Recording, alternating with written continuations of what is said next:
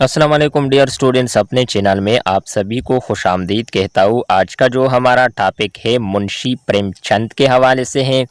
विलादत यानी पैदाइश 1880 ईस्वी, वफ़ात सन 1936 ईस्वी।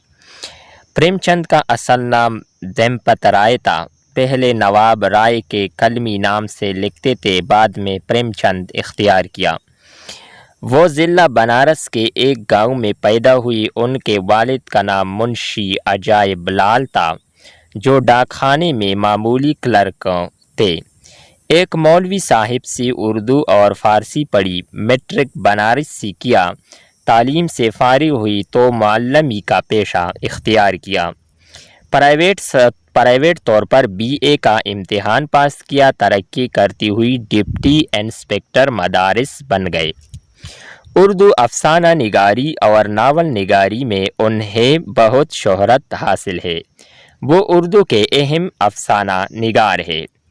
इनको फ़नी एतबार से इस मैदान में बुलंद मकाम हासिल है। प्रेमचंद के अफसानों की सबसे नुमाया ख़ासियत इनका कौमी जज्बा है। अपने मुल्क की हर चीज़ दूसरी कौमों से बेहतर नज़र आती है।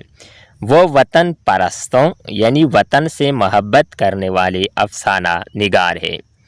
उन्हें अपने वतन की अज़मतों से दिली लगाव है। उन्होंने अपने मुल्क और माशरे के अफराद को अपने अफसानों का मौजू बनाया है। इनके अफसाने मोहब्बत, खलूस, हकीकत और ज़िंदगी की तर्जुमानी यानी नुमाइंदगी करते हैं।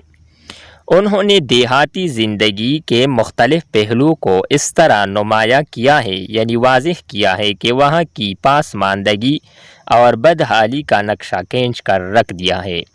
वो देहात की सादा और फितरी फ़ज़ा में दुखी इंसानों की ज़िंदगी को बड़ी खूबसूरती से पेश करते हैं।